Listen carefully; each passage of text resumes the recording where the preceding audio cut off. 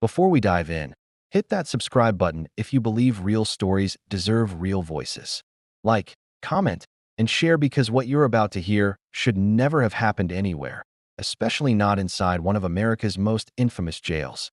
The metal clanked first, then the scream. Deep inside the dim, freezing hallway of Rikers Island's NAM. Cross center, a pregnant inmate lay strapped to a gurney, wrists chained to the rails, ankles bound so tight the cuffs cut into her skin. Sweat drenched her face. Her teeth clenched. Her body shook. She was in labor. Two correction officers stood on each side, unmoved, silent, watching her.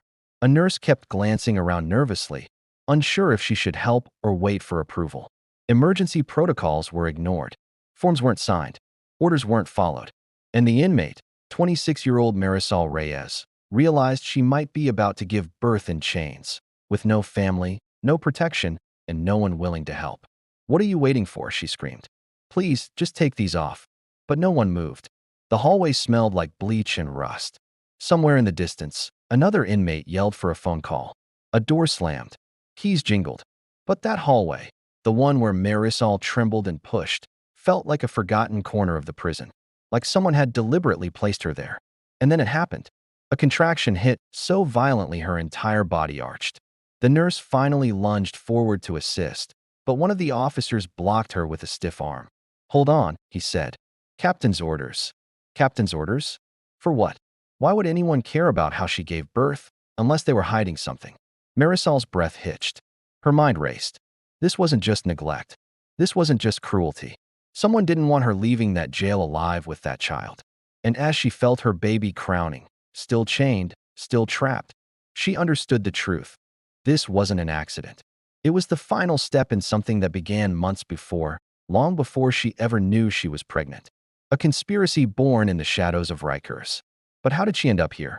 Why was she shackled in the first place? And who inside the jail wanted her silence so badly? To answer that, we have to go back, before the pregnancy, before the arrest, before the betrayal that put her in the crosshairs of people far more dangerous than inmates. Everything started the night Marisol made a mistake that would change her life forever. 3 months. That's all it was. 3 months before the cold steel of the shackles. 3 months before the echoing hallway and the captain's mysterious orders. Before all that, Marisol Reyes was just another young woman in the Bronx, fighting to keep her head above water. Every day, she worked double shifts at a small bodega on Brook Avenue. Every dollar she earned was tucked away, a small prayer to get her little brother out of the neighborhood before the streets could claim him. Was she perfect? No. Nobody is in a city that demands you bend or break. But she kept her head down, focused on her own world, and minded her own business. Until the night she didn't. It started with a simple request. Her boyfriend, Andre, asked her to drive him somewhere. To pick something up. He was vague, secretive. He didn't say who they were meeting, where they were going, or why it had to be near midnight. Marisol wasn't naive. She had her suspicions about what Andre did on the side, the kind of things that happened in the shadows. But she trusted him. She believed he would never let his world bleed into hers. On this night, though, something was different. Andre was a live wire, practically vibrating with anxiety. He kept glancing at the rearview mirror, his eyes darting into the darkness behind them. His thumbs were a blur, texting someone nonstop. His knee bounced against the dashboard, a frantic, rhythmic thump that sounded like a clock ticking down to zero. "Who are we meeting?" Marisol finally asked, her own unease starting to build. "No one," he replied, the words rushing out too fast to be true. "Just keep driving." A warning bell rang in her mind. She should have stopped the car right there, told him to get out. She should have turned around and driven straight home. But love has a way of making fools out of even the smartest people. They pulled up to an abandoned loading dock near Hunts Point, a place where the city's forgotten things went to die. A black SUV was already there, a hulking shadow with its headlights off, waiting. Andre got out, but he left his phone on the passenger seat. As he walked away, the screen lit up with a new text message. Marisol couldn't help but glance down. For words burned in the dim light. "Where's the girl? Bring her too." A chill crawled up her spine. What girl?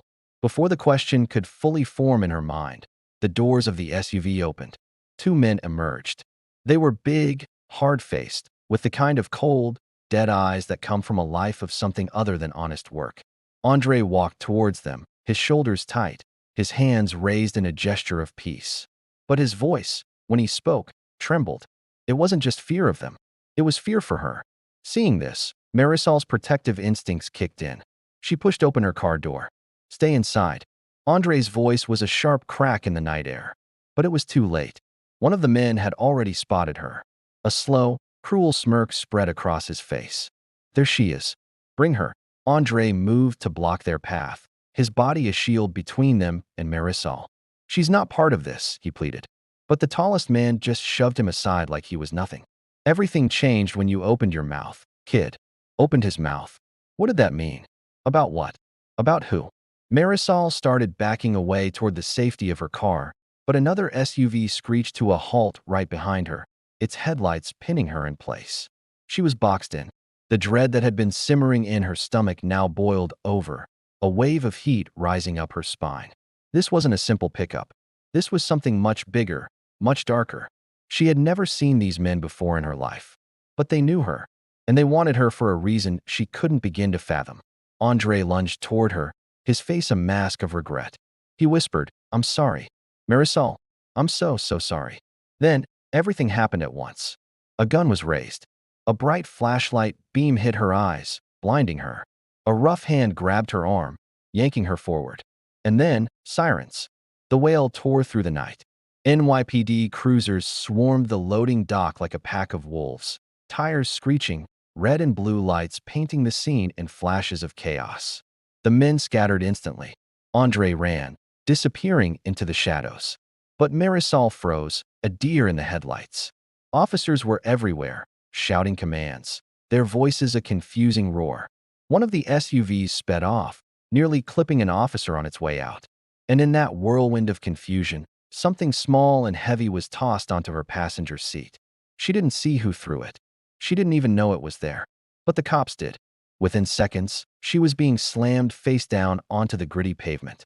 Cold handcuffs locked tight around her wrists. She heard fragments of conversation floating around her. Possession with intent. Possible trafficking. Suddenly, Marisol, a woman who never even had a parking ticket, was being dragged into the back of a squad car, her life shattering into a million pieces. Andre was gone.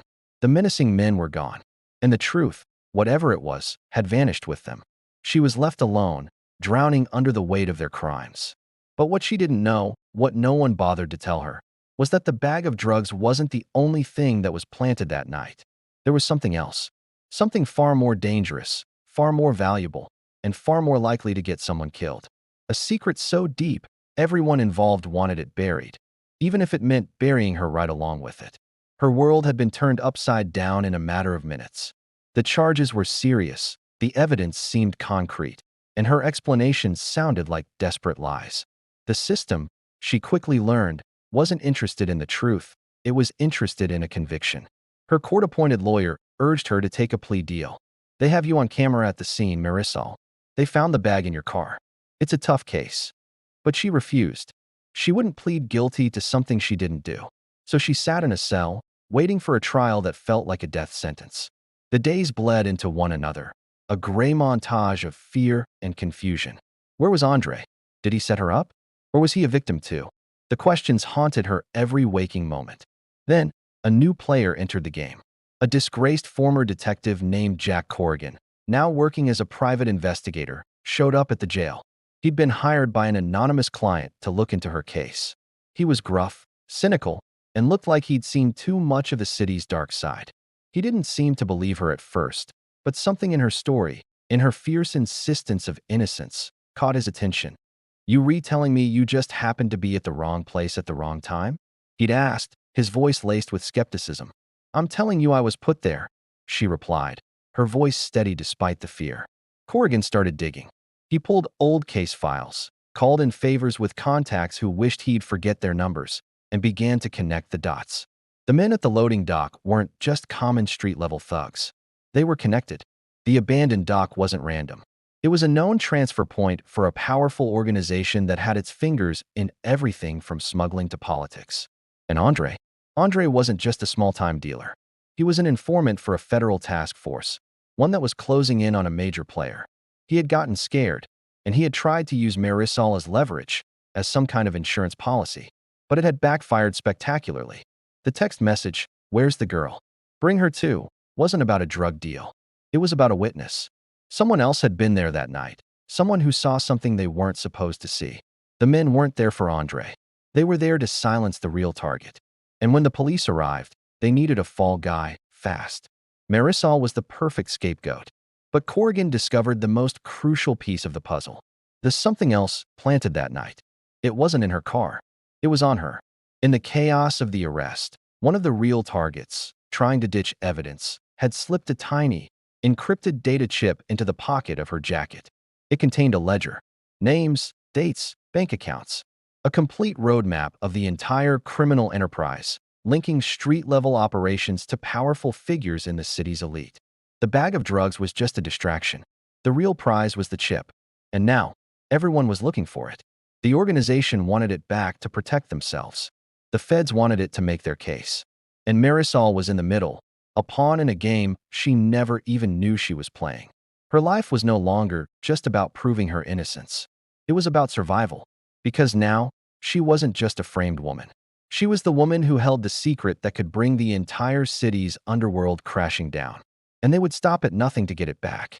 The prison walls were the only thing keeping her alive, but she knew, and Corrigan knew, that it was only a matter of time before they came for her. Her only hope was to get the information to the right people before the wrong people got to her first. The clock was ticking. Thank you for watching.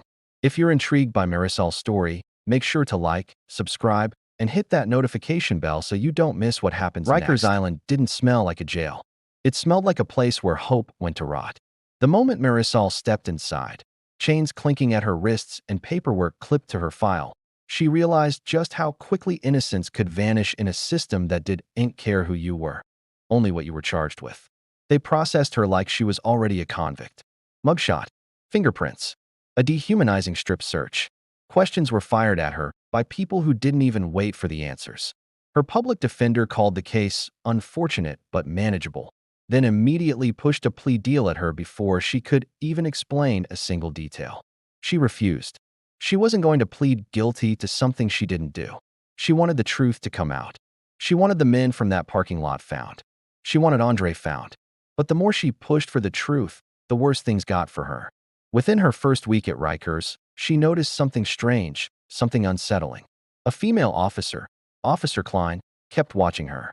This wasn't a casual glance or professional supervision. It was different. It was like someone waiting for a signal, a cue. Whenever Marisol moved, Klein's eyes followed. Whenever she found a place to sit, Klein would suddenly appear nearby. And whenever Marisol dared to ask questions about her own case, Klein would pull her aside and hiss a warning to just let it go. But let go of what? What was she supposed to forget? Trying to avoid trouble, Marisol kept her head down. She did her best to become invisible. Until one night, when being invisible was no longer an option. Lights out had already passed.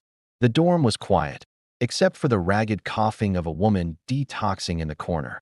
Marisol lay awake, her mind trapped in a loop, replaying the night of her arrest over and over again. She was desperately trying to piece together what Andre had gotten himself involved in. Then she saw it. A flicker of white against the dark floor.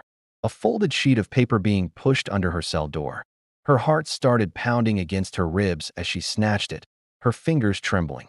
Unfolding it in the dim light, she saw just 3 words, scribbled in a rushed, frantic handwriting. They want the chip. She froze. The chip? What chip? She didn't have any chip. Before she could even process the message, the main unit door creaked open. The heavy sound of boots echoed down the hall, getting closer. Panic seized her. She quickly stuffed the note into the waistband of her uniform just as Officer Klein appeared outside her door. "Reyes," Klein said, her voice a low whisper in the darkness. "You're being moved." Marisol's mind raced. Moved where? But Klein didn't answer. She just held up a pair of cuffs, motioning for her to comply. This was wrong. Everything about this felt wrong. Transfers didn't happen at 2 in the morning. Not without paperwork. Not without an official authorization from someone higher up. As Marisol stepped out into the hallway, she saw 2 other officers waiting. Officers she had never seen before. Their uniforms were crisp, too clean.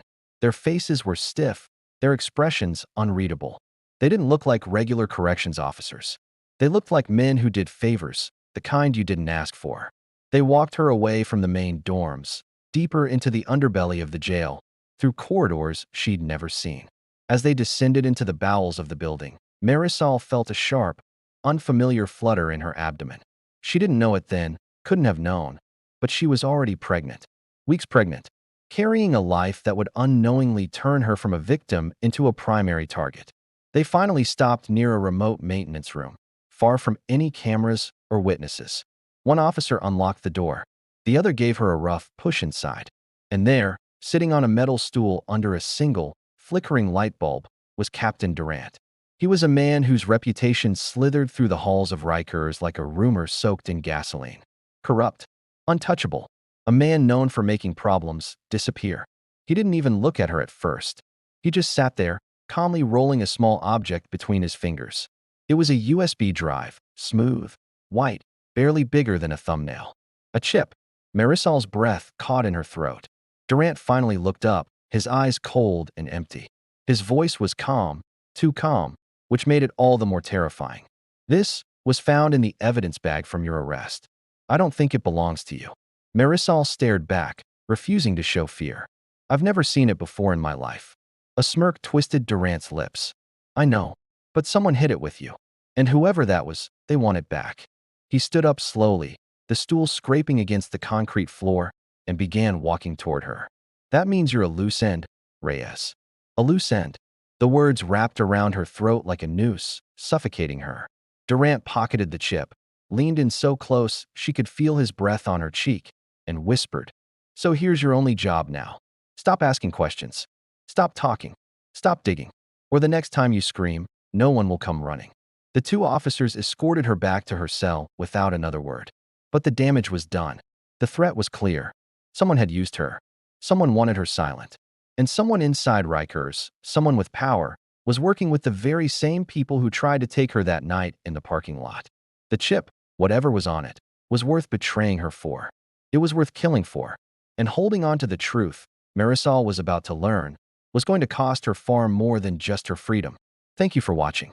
If you were captivated by Marisol's story, make sure to subscribe and hit that notification bell so you don't miss what happens next. The next morning, Marisol woke up shaking. It wasn't from fear. Fear had already settled inside her, a tenant that refused to move out. This was something far worse. The chilling realization that everyone meant to protect her, the people who were supposed to process her case and keep her safe, were all connected to the same secret. A secret she didn't even fully understand. And Captain Durant, he now had whatever they were hunting for. By week 3 in Rikers, the nausea started. At first, she just blamed it on stress, the rotten cafeteria food, and the sleepless nights filled with the sounds of the prison. But then she missed her period, and reality hit her like a punch to the ribs. The jail nurse confirmed it, her voice barely a whisper in the cold, sterile infirmary. You're pregnant. Pregnant. Her mind spun, a chaotic whirlwind of thoughts. Andre. The night of the arrest. Everything blurred into one single, sharp moment of betrayal. But the timing changed everything. Because this pregnancy didn't just make her vulnerable inside these walls. It made her dangerous to them. Rumors spread through Rikers faster than a winter flu, but fear spread even faster. Inmates started whispering about her in the chow line, in the yard. They called her the one they're looking for, the girl with the chip, the one Durant wants. Some offered help with a sideways glance, a nod of solidarity. Others kept their distance, afraid to be caught in her orbit.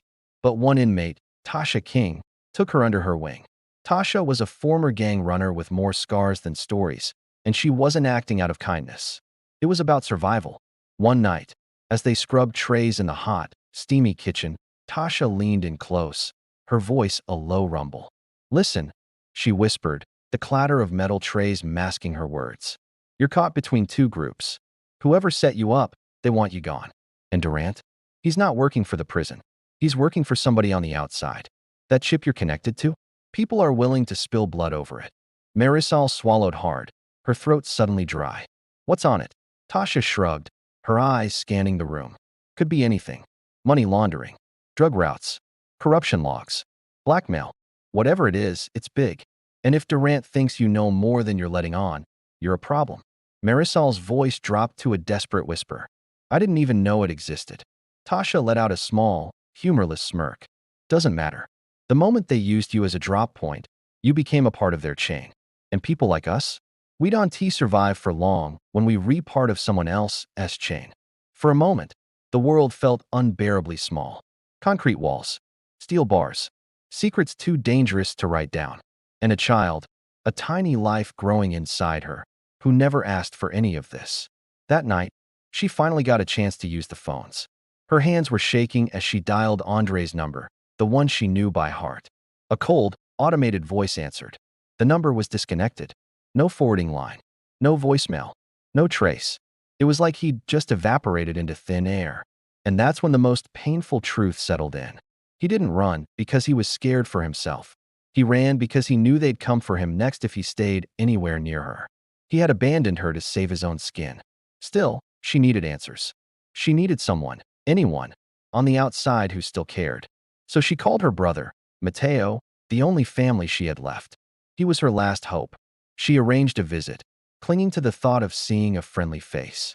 But as she sat in the visitation booth, watching Mateo walk towards the glass on the other side, a guard tapped her shoulder. No visits for you today. But my brother is right there, she pleaded, her voice cracking. The guard just shook his head, his face impassive. Order from the captain. Captain Durant. Of course. Her heart shattered into a cold, sharp ache. They were isolating her. They were cutting her off from the world, from her last lifeline. They were preparing something. Later that night, the springs on her bunk creaked as Tasha slid onto the edge beside her. You need to know something, she whispered, her voice urgent. Durant took 2 inmates last year. They questioned them about something they weren't supposed to know. Both of them fell in the showers. Both died. Marisol felt her blood run cold. The air in her lungs turned to ice. And now, Tasha continued, her eyes dark, he's watching you. Tight. Real tight. How do you know? Marisol asked, her own voice a fragile whisper. Tasha leaned even closer, the smell of institutional soap and fear hanging between them. Because he asked me to keep an eye on you. Marisol jerked back, the sting of betrayal sharp and immediate. But Tasha held up her hands, a gesture of peace. Relax. I told him I'd do it, so that I could warn you. Marisol's breath came in ragged shakes. She could trust no one, yet she had no choice but to trust this woman.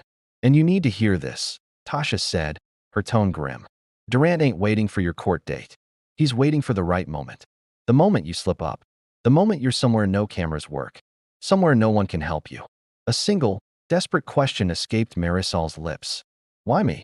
Because you're pregnant now, Tasha said, her words hitting Marisol with the force of a physical blow. And a pregnant inmate is a complication. A pregnant inmate who's connected to evidence? That's a liability. The words cut deeper than anything Durant had ever said. And that night, as Marisol lay awake in the dark, her hands resting protectively on her stomach, a single, chilling thought settled into her bones. The prison didn't want her baby. The prison didn't want her story. The prison didn't want the truth. The prison wanted her gone. And whatever they were planning next, it would be far worse than threats and warnings. It would be the beginning of the nightmare that ended with her chained to a gurney, screaming for a help that she knew would never come. This was just the beginning of Marisol's fight for her life and the life of her unborn child. If you want to know what happens next, how she turns the tables on the people who want her silenced, make sure you're subscribed and have notifications turned on. The next chapter is one you won't want to miss. Thanks for watching. By her 6th month of pregnancy, Marisol had learned how to survive in Rikers. She had eyes in the back of her head. She didn't talk much. She didn't ask questions. She just moved quietly, listened carefully, and trusted no one. No one except Tasha. But even being invisible wasn't enough to keep her safe.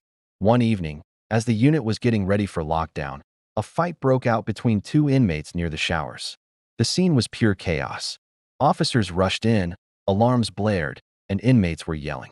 In the middle of it all, someone shoved Marisol from behind, hard. She hit the floor, belly first. An explosion of pain shot through her abdomen. She gasped, clutching herself, fighting to catch her breath. Pregnant inmate down, someone shouted. But the officers, they didn't move. They didn't run. They didn't react at all. They just looked at her, and then they looked away. Suddenly, Tasha was there, sprinting toward her, pushing people out of the way. Move, move, she yelled, dropping to her knees beside Marisol. Stay with me. Just breathe. Marisol tried, but the pain was like a knife, stabbing her over and over, deep and relentless. A medic finally showed up, looking irritated and moving slowly, like Marisol was some kind of annoying interruption to her day. She checked Marisol's pulse, asked a couple of questions, and declared, "She's fine enough. Get her back up." Tasha couldn't believe it. Fine enough? She's pregnant. But the medic stood her ground. She's not bleeding. She's stable. I don't decide if she gets transported. The captain does. The captain, Durant. He appeared just moments later, stepping into the unit like he owned the very air they were breathing. He scanned the scene, his eyes finally locking onto Marisol, who was still trembling on the cold, hard floor. And then he smirked. He actually smirked. "Reyes," he said, his voice calm. "You're okay. Get her back to her bunk." That's when Tasha exploded. She could lose the baby. Durant didn't even blink. Then she shouldn't put herself in dangerous situations. The guards started dragging Marisol up, completely ignoring her cries of pain. Tasha shoved one of them off, which earned her a swift takedown and a pair of handcuffs. As they dragged Tasha away towards segregation, she twisted her head and shouted back at Marisol. "This wasn't random, Mari. They did this on purpose. They're testing how much you can take." A chill shot down Marisol's spine. She knew, deep down, that Tasha was right. The accident wasn't an accident. The medic's delay wasn't just a simple oversight. And Durant's smirk, that wasn't subtle. Someone wanted to see if her body would give out before the truth did. Later that night, curled up on her bunk, Marisol felt the first hints of contractions. They were small, sporadic, but absolutely terrifying. She begged for medical help, but the officers just dismissed her symptoms as stress pains. Hours crawled by. The pain grew worse. Her fear grew even faster. Just before dawn, Durant himself came to her cell. He leaned against the bars, his arms folded across his chest. "You look tired, Reyes," he murmured. "Stress isn't good for a baby." She didn't answer him. He continued, his voice low and laced with venom. "You could make all of this so much easier for yourself. Just tell me who else knows about what happened that night." "What night?" she whispered, her voice barely audible. Durant smiled, the smile of a man who already owned the ending to her story. "The night you were arrested. You weren't just a random pickup, were you? You were delivering something. I need to know who you were working with." "I wasn't working with anyone," she insisted. "I didn't even know about the chip." "Maybe," Durant said, not sounding convinced at all. "But someone thought you did. Someone used you. And now, that mistake has become my problem." He tapped the bars lightly with his baton. "And I always clean up my problems." He walked away without another word, leaving her curled on her bunk, her hands shaking, her stomach twisting with both pain and fear. Later that morning, the contractions hit again, but this time they were sharper, closer together. She begged the officer on duty for help. He just looked at her, his expression completely flat. "Put in a sick call slip." "I'm in labor," she screamed, desperation creeping into her voice. He just shrugged. "Not my call." Hours passed. No medic. No stretcher. No help. There was only the pain and the fear, and the growing certainty that Durant wasn't waiting for her due date. He was waiting for her to break. Finally, as the contractions became almost unbearable, the officer stepped back into her cell, a pair of cuffs in his hand. "You're being transported," he said.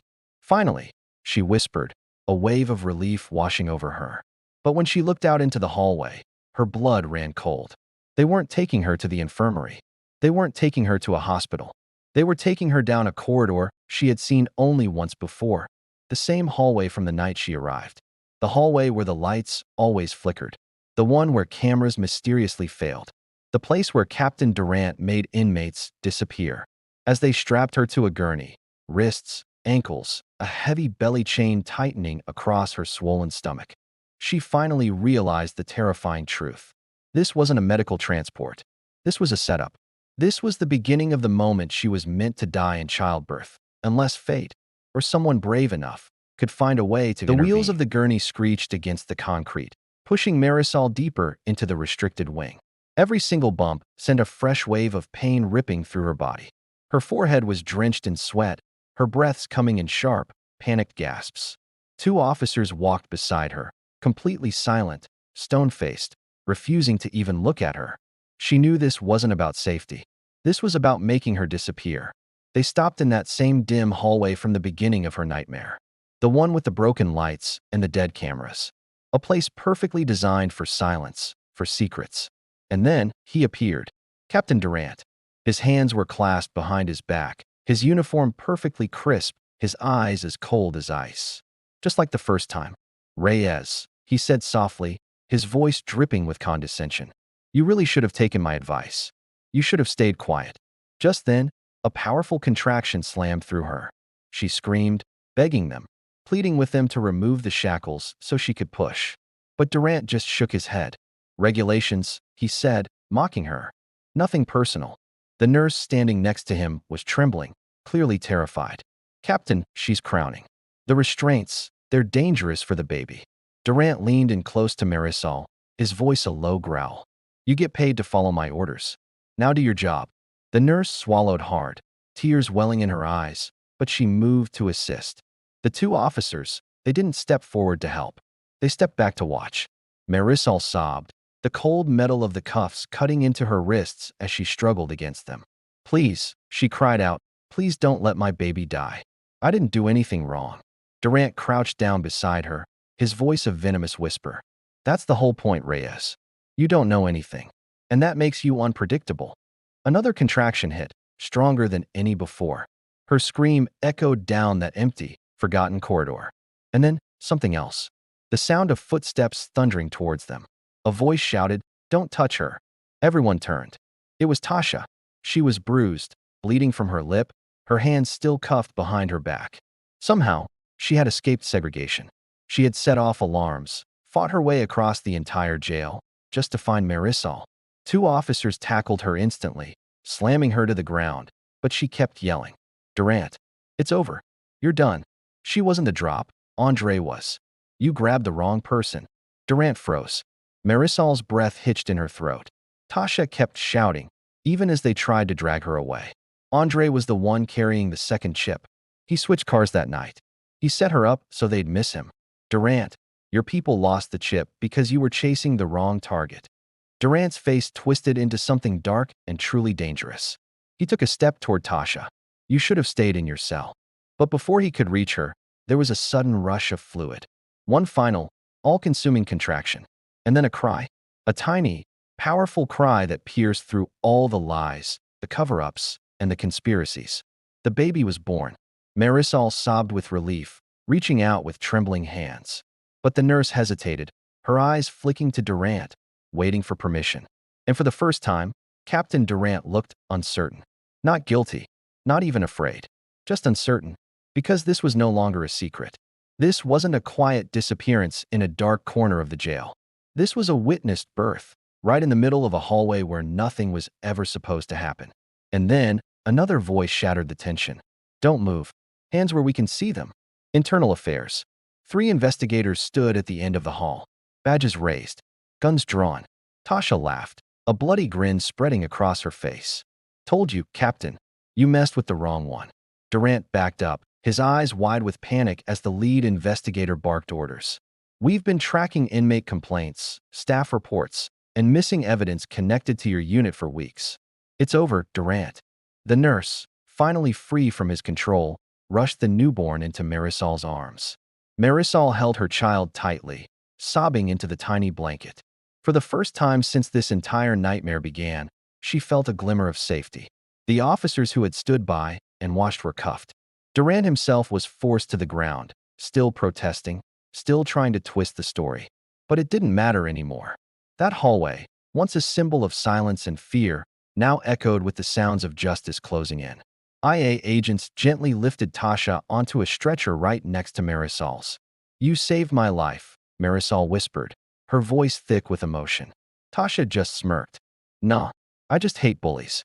The 2 women, 2 inmates who the system had decided didn't matter, were taken to the infirmary together. And for the first time since she'd set foot in this place, Marisol felt something she thought she had lost forever: hope. Weeks later, after multiple investigations, intense hearings, and testimony from both inmates and honest staff, the full, ugly truth finally came out.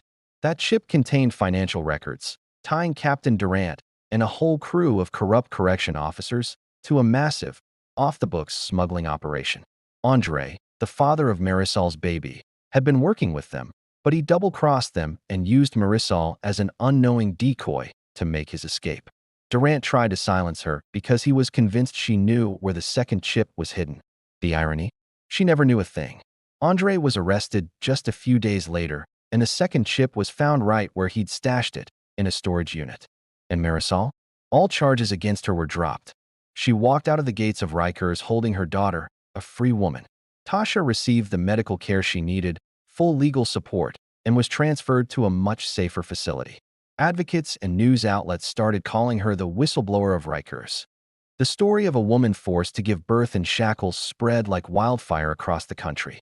It sparked outrage, protests, and led to the creation of new laws, new policies banning the restraint of pregnant inmates during labor across multiple states. Marisol didn't just survive her ordeal. She changed the system. And now, her story, her fight, is in your hands. If you believe that stories like this should never be buried, if you believe that voices like Marisol S. and Tasha S. deserve to be heard and amplified, then do me a favor. Smash that like button, drop a comment, and let me know what you think. And share this video with someone who needs to hear the truth. Make sure you subscribe and hit that notification bell, because the next story I'm bringing you is even darker, deeper, and wilder than this one. Stay safe out there. Stay aware. And never, ever stop questioning what lurks in the shadows. Thanks for watching.